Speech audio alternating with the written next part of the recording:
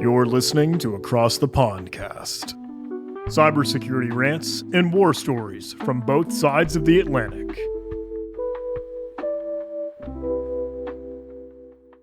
Hello and welcome to Across the Pondcast, a show where we talk and occasionally rant about cybersecurity topics with perspectives from both sides of the Atlantic.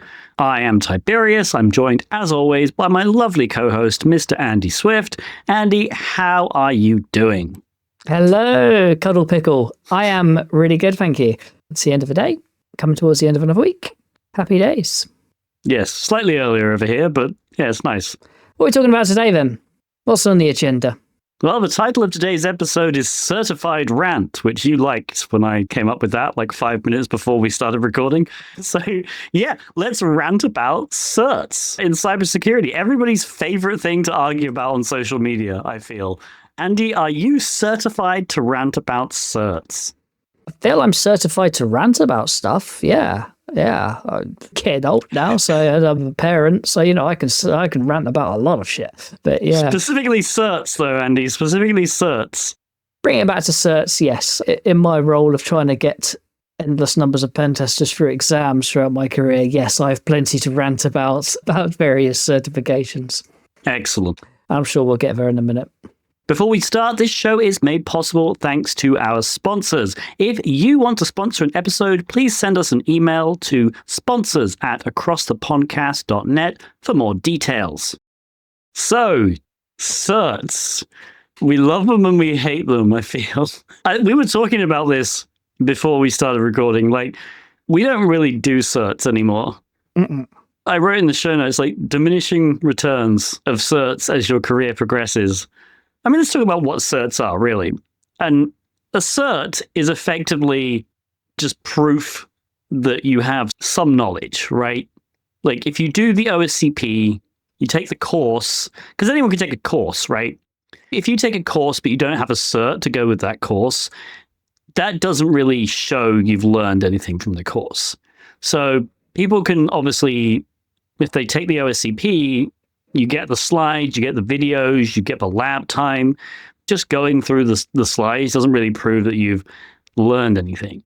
But if you take the exam, pass the exam, that at least shows, okay, well, you've got proof that you were able to complete the OSCP exam, which is not really a pen testing cert. It's weird. It's a sort of hybrid CTF/Active Directory sort of environment. It's close. There are definitely better pen testing certs, but OSCP is the one that everybody knows. They have a great marketing department. So yeah. Yeah, it's pretty global as well, isn't it? OSCP. We know about it here. Yeah. You know about it there. That's 2 countries. Yeah, that's 2. 2 whole countries. Where are the others? Over here in the UK, we've got slightly different setups. So we have other certifications that are very industry specific to us. So we have things like the Cyber Scheme and Crest certifying most of our industry. But even they, over the years, have suffered from the same sort of thing. It becomes a bit too CTF-y. The common complaint is it's not real life occasionally. It strays a bit in sort of unbelievable situations and that sort of stuff. And you have to learn specific things to pass the exam. And something to get out right away, I think, and I feel, because I was thinking about this earlier, I think both of those exams have got a lot better, probably since you and I took them many moons ago. Yes. Tiger Scheme's no longer even a certification anymore, which is one of the ones we did back in the day. But I liked Tiger Scheme. I liked it as well. Mostly because I liked the person who ran it. Andrew Blythe? That's his name? I don't know. The professor, and it just like, Yeah. you go do like the Crest stuff, and the Crest is all, I don't know. It just doesn't feel nice. It feels like, it's hard to describe. I feel like the Crest, they like almost like actively want you to fail. Whereas the Tiger Scheme, he's just like a friendly professor just running. He wants people to learn. He wants people to pass. It was really friendly. Like everyone was really nice there. I don't know. Just different experiences. Yeah.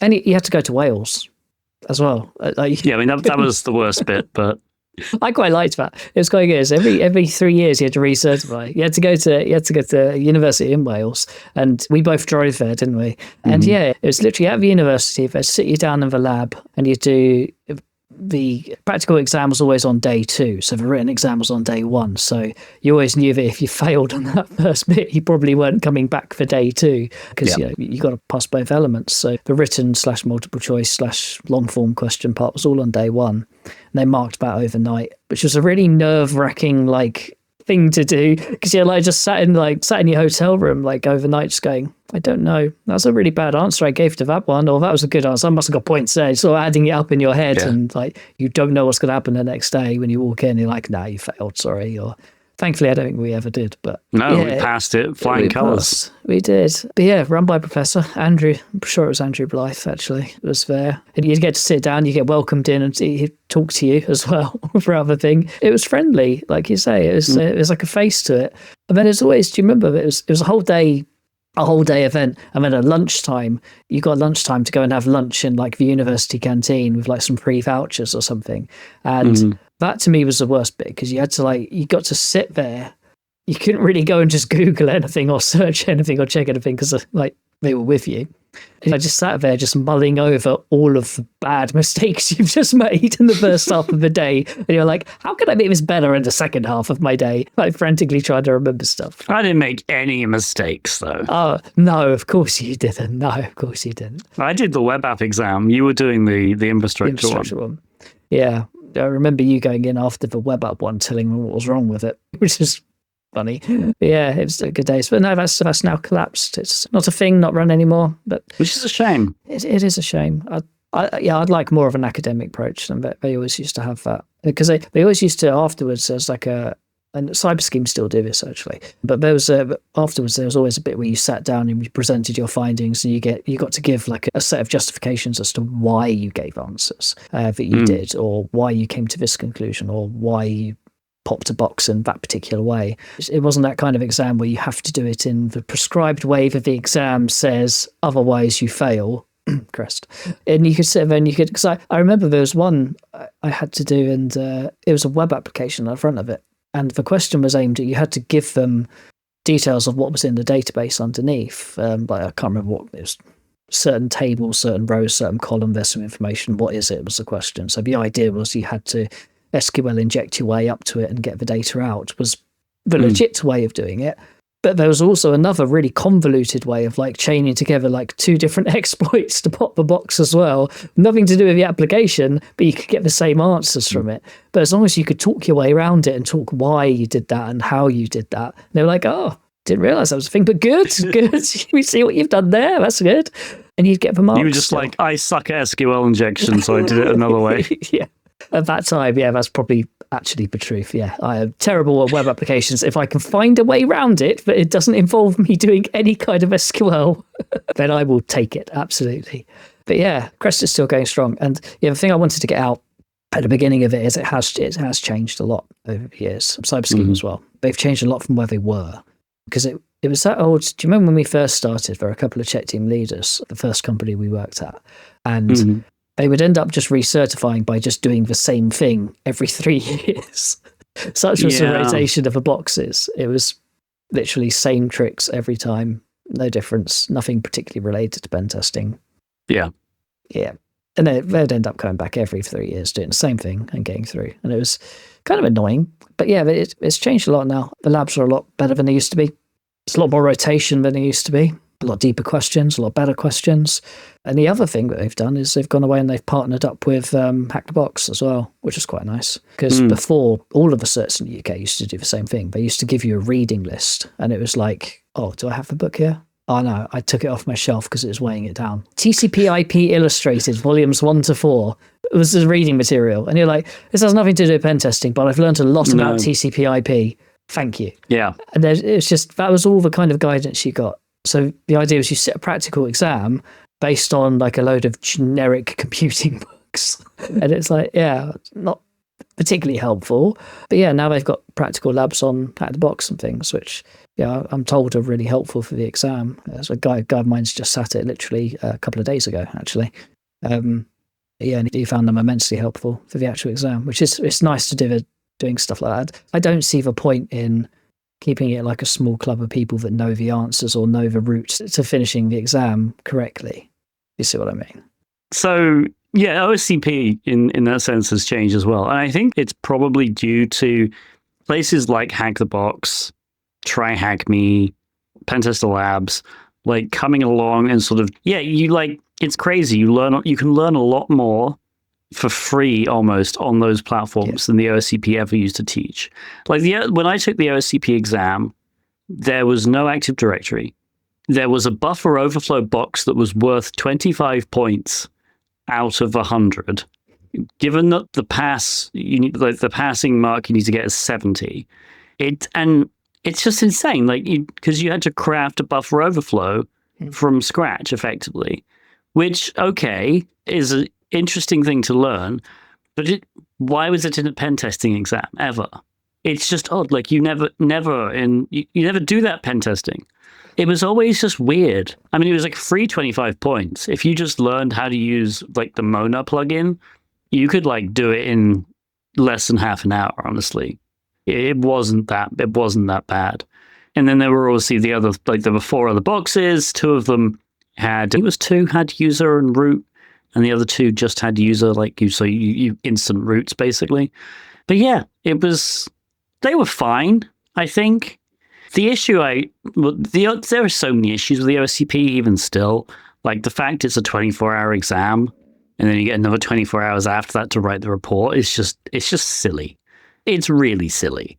Like it's just not realistic. Even now with the Active Directory stuff, it's just, I don't know. I don't think it should be a 24-hour exam. I think it should be longer. And I think you should be able to use any tools. Like this, the real issue with the OSCP these days, other than that length, is the fact they still, for some reason, insist like, oh no, you're not allowed to use Metasploit. It's like, okay, like why? But if I'm doing a pen test, I'm absolutely going to use Metasploit. It's absurd. Like, so that it's weird. Like I don't believe for a second that that they're incapable of creating an exam which is just easy if you have access to Metasploit.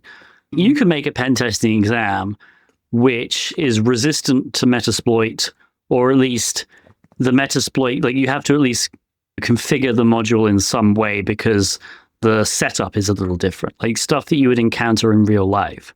So yeah, that's why I don't think the OSCP's definitely gotten better over the years, but I still think it's, in terms of what it's supposed to be testing, I don't think it does a good job. No. It feels like it almost tries to complicate it a little bit more than it actually needs to be, which is an interesting argument in itself, really. Because the idea of these exams, they're meant to test the extremities, right? They're meant to push boundaries and things, and certainly that's what some of them claim to do, is push you into areas you're not really comfortable in. Or if everyone just gave you like really easy answers to questions where you could just Metasploit your way through things and just auto-bone your way through stuff, it would be a kind of rubbish exam, wouldn't it? But yeah, in terms of real-life pen testing, I'm absolutely going to reach for Metasploit. If there's a pre-compiled exploit that I know and I've run a million times before elsewhere, I'm not going to take another route to it. I'm not going to go and compile it myself from some other random binary. Just it's already there. So yeah, those are a little bit weird for me. A lot of them are the same. Like even the UK ones across in the cyber scheme, they can get a bit capture the flaggy at certain points, or bringing in fairly unrealistic situations and scenarios. But they're all helpful to learn at some point, just in case. And I remember some guy saying like, oh yeah, they've got Solaris boxes on here. We're never going to walk into like a place where there's Solaris boxes. And like, lo and behold, a week later, he walked into a test that was literally Solaris, Solaris Environment, a telecoms company. It's like, yes, it's weird. Yes, it's random. Yes, it's old. Yes, they don't exist all over the place. But there's going to be some niche time you actually need to know what the hell you're doing with that stuff. Because it turns out all of those boxes they had were perfectly exploitable.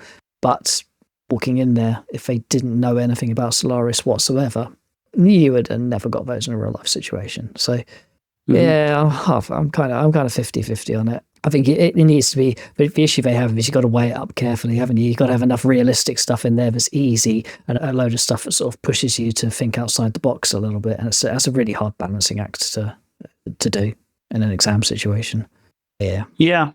The other thing that's wrong with it is, I feel like this is not necessarily OffSec's fault, but it's considered this like generic pen test exam. But realistically, it's not. It's a network pen test exam. Like, that's all it's testing, really. And the issue is in this, and maybe when the OCP first started, network pen testing was the biggest thing. These days, it's just not. Like, web apps dominate the market for pen testing. It's about 70%. 70% of all pen tests are web app pen tests. I would not, if I just made a company, which is something I might do at some point, that just did web app pen tests, and I got a bunch of applicants, and like one of them had OSCP and the others didn't, like that doesn't necessarily elevate that candidate, because that doesn't tell me that they know how to test a web app, which is kind of a big issue in today's pen testing landscape, right? That you can have all these pen testers be OSCP certified, yet you don't know from that whether they're going to be good at testing web apps. No, but they've got a bit of paper, so they must. It's the same with certifications over here as well. With that's why I keep going back to them. Sorry, the Crest and the Cyber Scheme ones. There's infrastructure and there's web. Those are the two disciplines that it goes down. There's other stuff outside of that exists. Mm-hmm. And the funny thing in the UK is that both of those certifications go towards getting you accredited as a check team member or check team leader, which means you can work on things like government systems, public sector stuff, generally restricted stuff. Let's just keep it simple like that. And the trouble is, as part of like the check scheme, for an IT health check, the amount of different stuff for tick boxes you have to go through, it's not just an infrastructure and a web app test that you would have to do, or clients would expect you to be doing as part of those kind of tests. Say, hire you for having those accreditations. The tests you have to end up doing for all of them is probably a little bit of infrastructure, probably a bit of web app, but there's a bunch of stuff in the middle of it. There's going to be config reviews, there's going to be build reviews, there's going to be cloud config reviews, etc., etc., etc. And most of those things are not really covered in many certifications, I would probably say, especially config reviews, because there's so many different devices out there, right? And the chances of most pen testers I've seen are not like expert network engineers when they first come into the industry. Like they probably would have never had their hands on something like a Cisco router or some kind of like Palo firewall. And the chances of them knowing configs inside out well enough to be able to actually review them is slim. The assumption is just because they have that certification, they must be able to do all this stuff as well. It's like, well, no, that's a learned thing. That comes later on in careers after you've got vast amounts of experience under your belt usually. So yeah, it's odd. I know these certifications can't test everything under the sun, and it's a constant moving target as well, because now you've got stuff like AI integration testing as well. And it's like, well, I don't know any of the certifications that cover that aspect. So that's odd. But you bet your bottom dollar that will appear in a test somewhere and someone will be requiring it, and they'll be, yes, we need XYZ certifications to be able to work on this project, and turn out those certifications don't actually cover anything to do with that topic. So yeah, tricky. And that does bring us nicely back to the point I was making at the beginning, diminishing returns. It's odd. Like I don't have many certs. You don't have many certs, right? All right. It's not a bad thing. Not anymore. So I used to, but a lot of certs in our industry expire after X amount of years. And once you've been doing it for like several times round that circuit, and you've done it like 2 or 3 more times, doing it again is meh. You get to that point in your career, I think, where your merit is found elsewhere.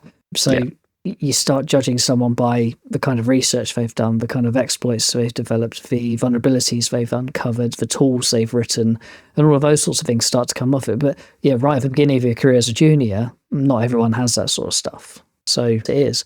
But it changes over time, and your experiences change over time as well. And the things you bring to the table changes over time, and your ability to stay current and up to date with new things, new technologies, and that all comes into play as well. It's like that config thing I was talking about, the config reviews. Unless you go out yourself and you start building and learning network infrastructure, and you buy yourself a Cisco switch, or you do the CCNA, CCNP type exams, that type of content is not going to come naturally to you as a pen test. Like, there's no certifications that really will quiz you on that kind of stuff. Like, what does this weird Cisco iOS command mean that no one's heard of before? It's just not a done thing. So that sort of stuff you learn over your career, and that forms part of your experience and part of your CV at that point. So yeah. I think you're right. It does diminish over time, I think. Yeah, I mean, I agree with the list, like tools, research, etc. I would also add to that list just the companies that you've worked at.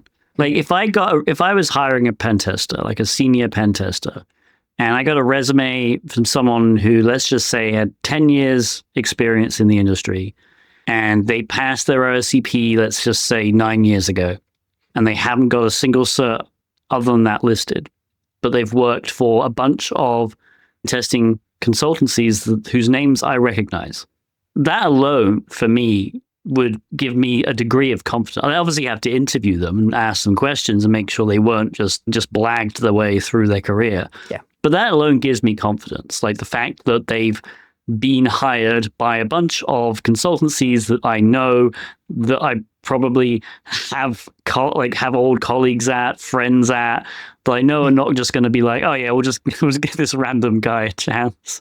I mean, honestly, that's kind of how my late career has gone. Like I got my OSCP very late.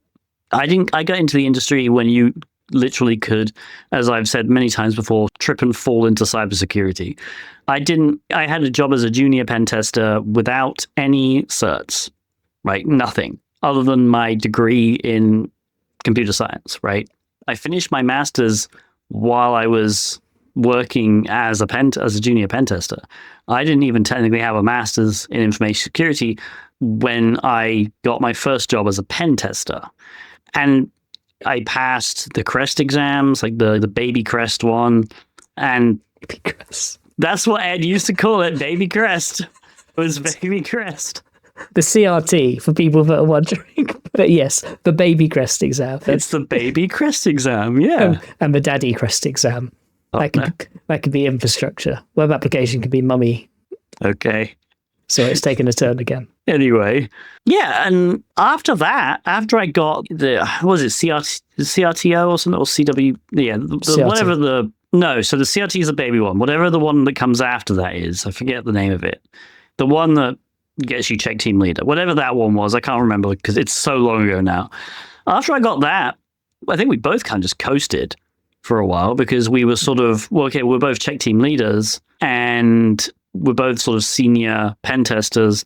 And yeah, I got my next job and didn't have anything to go on other than experience and those two certs. And then I only took the OSCP because my boss was like, we have some budget left over.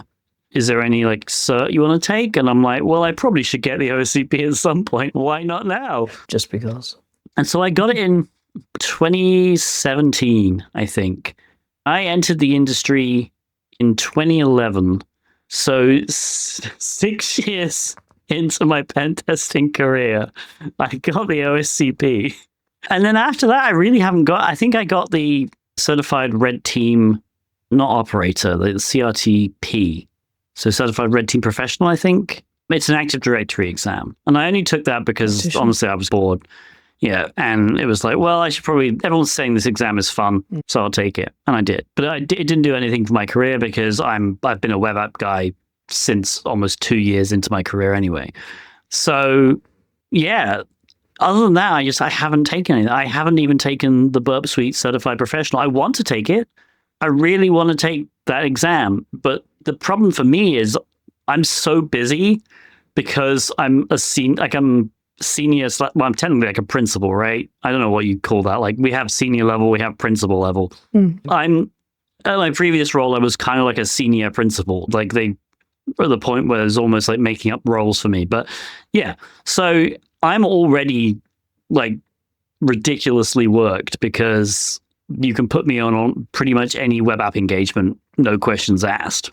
So I don't really have the time to do them, nor do I need to do them. So it's got to a point where it's like diminishing returns. What is the point of me getting Burp Suite Certified Professional?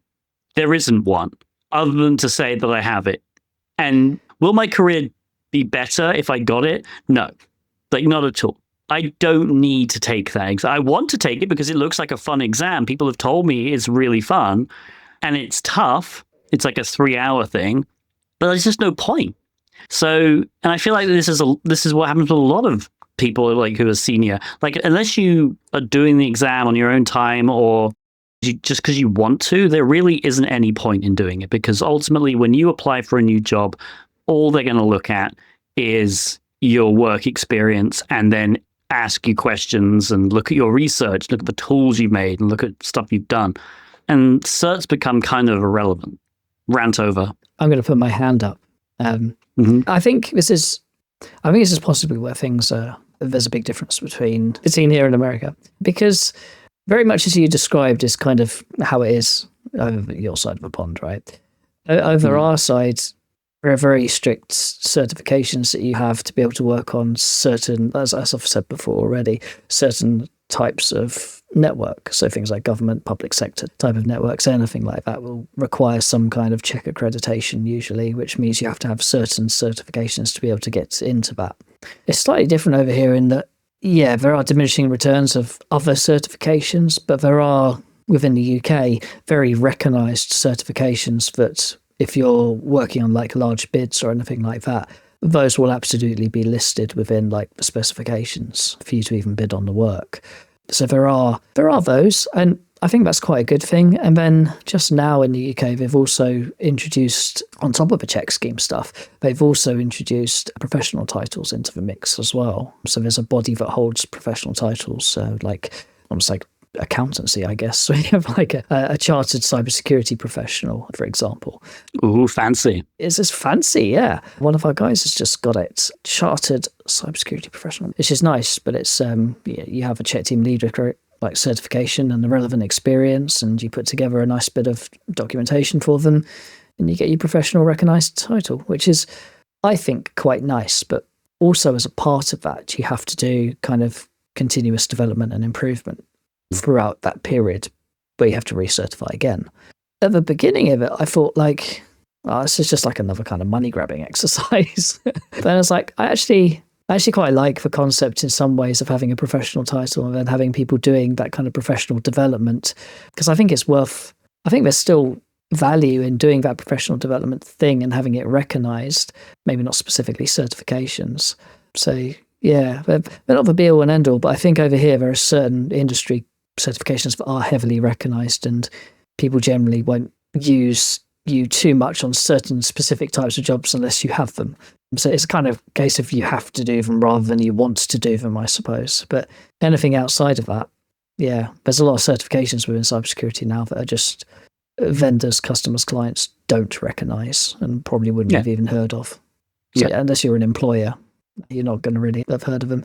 And even then, I'm so much more, as someone that does employ people now, I'm so much more blown away by people that come to you with GitHub pages full of stuff they've built and research they've done, and like just interesting things they picked up on, because it becomes a continuous journey, pen testing, of learning throughout it. And if you're not on that continuous journey, then what are you doing, type of thing. So like we just switched over our VPN, posted about it recently. We've gone from using OpenVPN to using WireGuard. And I found that really exciting because I got to read about, I hadn't spent a lot of time reading about WireGuard protocol and what it was beforehand and how it worked and the ins and outs of it. And if you get time, honestly, go and read it, because it's absolutely genius the way it's put together compared to like a conventional VPN protocol anyway. But it's just that learning stuff. But I didn't get a certificate for it. But do you want one? I will print you one. If you could make me one, I would really appreciate that. I will. I'll get ChatGPT to do it. Thank you. I can't wait. If I could have a song that goes with it too. Absolutely. Oh, great. You're making all my dreams come true. But I sent that link and that information around all of my team as well, because the thought trail being, well, if we're using it and you're using it to connect to our network, you should at least know what it is. You should at least know the ins and outs of it to the nth degree. So here's a white paper, go and read. And that's the kind of attitude that I look for in other people when we're hiring, is because I want them to have that inquisitive nature to go, I need to understand what that is. I would need to learn about what that is, because it's not all hidden in certifications. It's just not. And sometimes that inquisitive mindset is much more what I'm after when I'm hiring people these days. So yeah. So a few things. Firstly, chartered cyber something? They missed a trick. They should have called it Yeoman of the Cyber. That's a much more British thing to come up with, I feel like. I love it, and we should make it a thing. If anyone wants to join that cult, do let me know. I'll happily start it up. So where I think the US is similar is DoD recognition of certs. The Department of Defense in the US requires you to recertify every 3 years, I believe. So there's definitely, if you're doing any kind of government work over here, at least, recertifying is a thing. I'm not going to claim that like, oh, you don't need certs this is purely my experience. And I realize I'm in not a unique position, but somewhat more unique position because even though I am an American citizen, I did not come to this country as an American citizen. And I've never had to do any kind of government work in the US. And the opportunities never come up either. Like none of the companies I've joined have ever been like, hey, can we get you security clearance? I'm pretty sure I can get security clearance over here. I imagine it's going to be more complicated because of my history and the fact that I'm a dual citizen. So I will say for US government stuff, you potentially need to reauthorize. But I think the thing is the majority of pen testing has always been private sector stuff anyway. So I imagine for a lot of people, there's just no need. I think your market's a lot different out there as well, isn't it? I mean, your market's a lot bigger and a lot wider out there than it ever has been here. Yeah. And you see it in America all the time. And the UK is always a little bit behind in thinking behind cybersecurity and adoption of pen testing, I feel. Mm-hmm. It always has been for a number of years. And it's good we have those certifications, but I think the industry is a lot smaller over here in terms of the market we're aiming at. And you look at things like red teaming as well. Like there's a lot more red teaming going on over in America than there is over here. It's growing. It's getting better. It is getting, people are turning towards it, but it's taken a long time to change attitudes a little bit over here and get people more into doing that kind of slightly more aggressive testing. Yeah, market's expanding, but yeah, it has been. Yeah, it's a lot narrower. So in the previous episode, I believe it was the previous episode, where we talked about social engineering, we briefly mentioned the fact that social engineering is that weird thing that you just can't certify. I'm not sure if it's the only thing you can't certify, but it was certainly the one that just jumps out. And it's like, yeah, there's no way you can even attempt to build an exam for social engineering.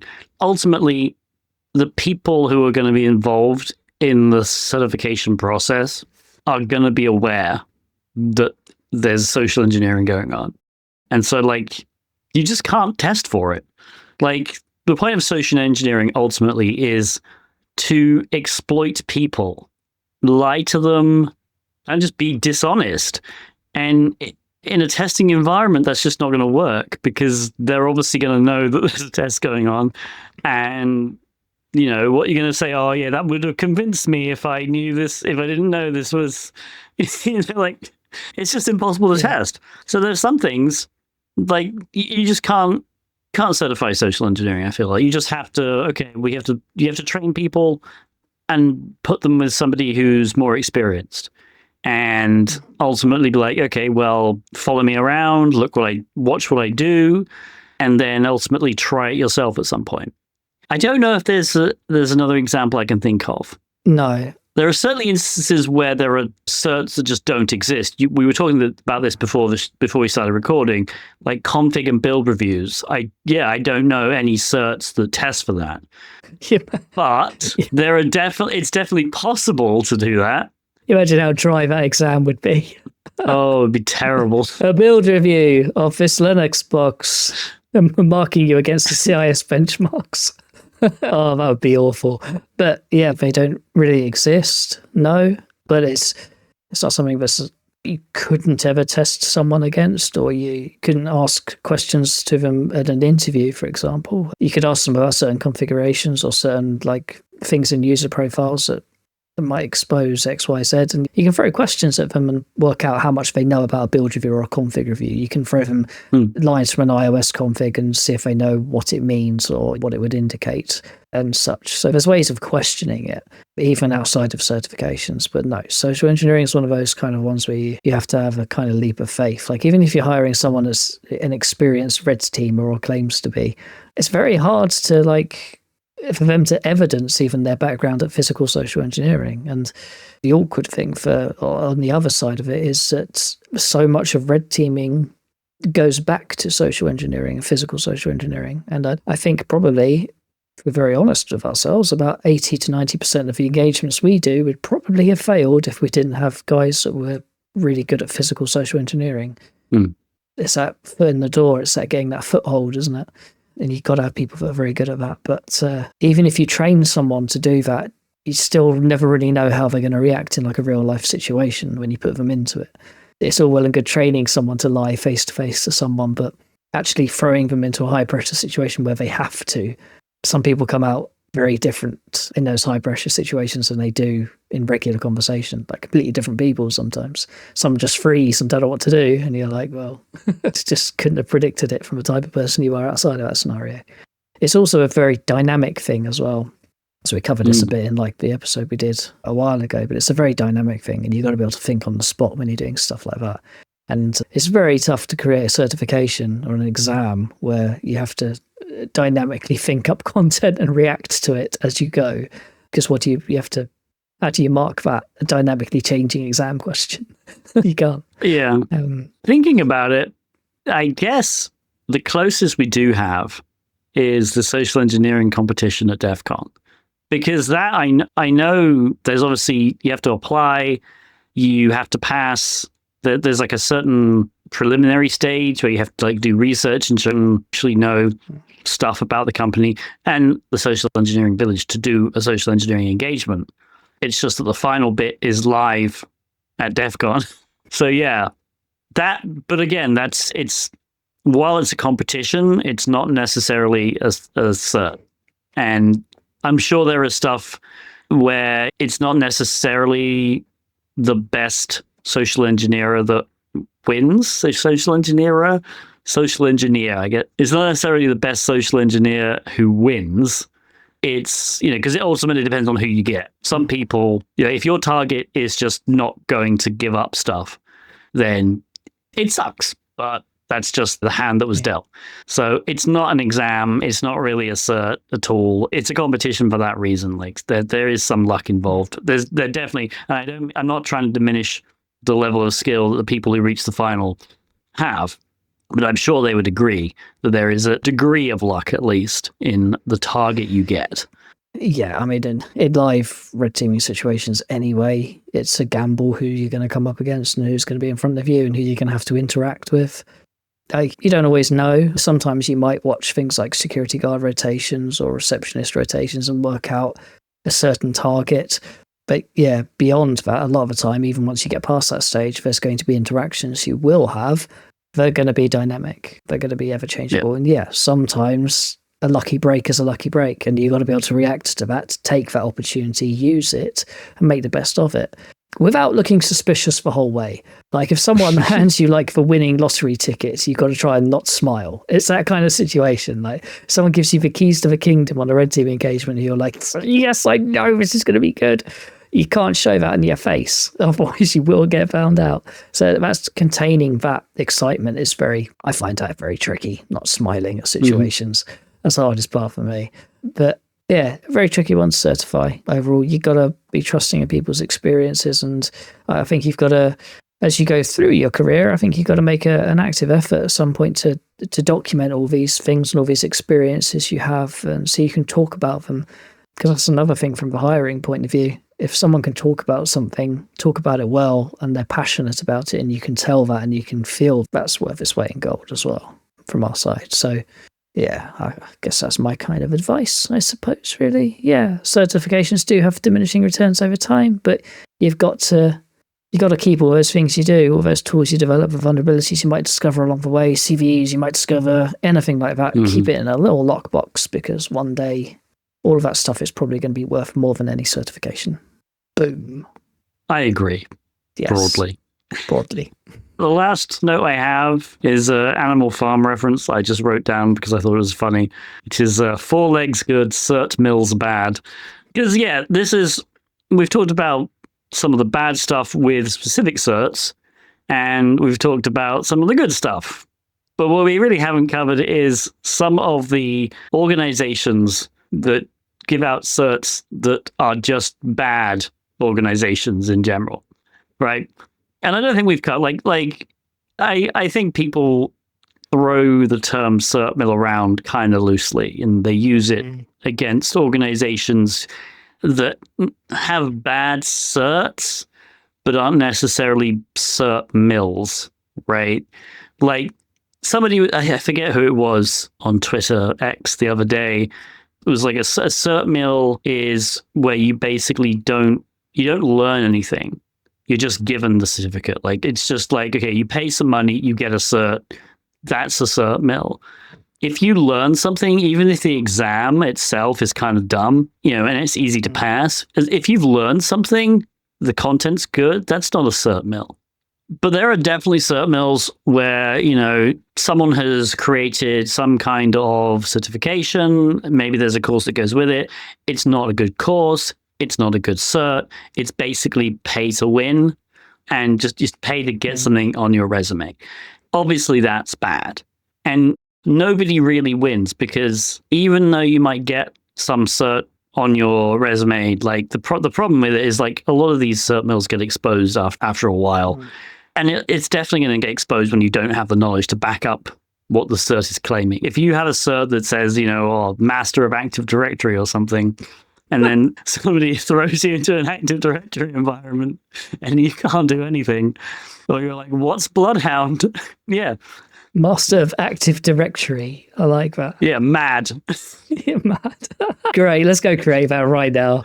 Yeah, I'm going to start. Actually, forget this. Four legs good, cert mill's good. I'm going to create a cert mill with the mad cert. And from now on, you can catch us on Udemy, Mad series. Let's do it. Another great idea. Fantastic. Well, that's that really, isn't it? Yep. And here if we end. Again, just going back to a situation in the UK, I think there's a very sort of specific set of certifications generally that you see all the time on bids and stuff like that. And generally, that's what recruiters are looking for. And generally, that's what most hiring pen test companies will be looking for as well. So I think the cert mill thing over here, yeah, it might appeal to some people, getting lots and lots of fun names and acronyms. I don't think it really benefits anyone, and I don't think it really gets anyone anywhere, to be honest.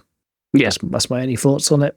I also want to be clear, like, just because a company creates, like, a company just starts up and starts creating certs that aren't recognized, that also does not make them a cert mill. Like, a cert doesn't have to be recognized in the industry for it to be a good cert. Yeah. If that was the case, we would have no good certs because none of them would ever get recognized. So all cert companies start off somewhere. And I feel like a lot of people are like, oh, this company's just creates a cert. They're just, they're after money. They're jumping on the cert wagon or whatever it is. And it's like, okay, but is the cert actually good? Does the course that comes with the cert teach you anything? Is the exam that comes with the cert, to get the cert, difficult? Does it test the knowledge? Like, those are the questions that need answered. Like, yes, maybe it is just them grabbing money, right? Just trying to make some money off gullible people or just off people wanting to get into cyber. Maybe that's the case, but you don't know until someone experienced has taken the exam and be like, actually, this was crappy. So I would just urge restraint on people who throw the term cert mill around like it's just accusing any company that just tries to make a cert of being a cert mill. It requires more than that. There's a lot of nuance to it. If you learn something from it, great. That's my kind of thing. It summarizes this whole thing, really, this whole episode, I think, quite nicely. Is that it's all about your experiences and it's all about what you learn and you take away from those sorts of things. It's not necessarily about the bit of paper you get at the end of it, although it might be a very nice bit of paper sometimes. Those old Tiger Scheme ones were very nice bits of paper. It had like a little logo and a holographic thing. You see a card with it as well, didn't you? Like a little card with a tiger on it. As if you're going to use that as like an ID card, like going to clients. Wait, you didn't? You did? Can I see your ID? I'm a tiger scheme holder. Oh my God, that's brought back so many memories. But yeah, sometimes it's not about all of those shiny things and all. It's all about the experiences and the learning paths you take and the things you learn. And it doesn't matter where it comes from, whether it's from a cert mill, whether it's from a book you read, whether it's from a white paper your manager's told you to read about WireGuard. It doesn't matter. It doesn't matter. Yeah, but go and read those white papers. Seriously, they're good. It's not about the certs, it's about the things you learned along the way. Yes, there we go. That's a nice place to end. Awesome. Well, thank you for listening. I've been Tib3rius. He's been Andy Swift. This has been Across the Pondcast. You can find all of our social media links in the episode description or on acrossthepondcast.net. And we will see you next time. We shall. Tatty bye.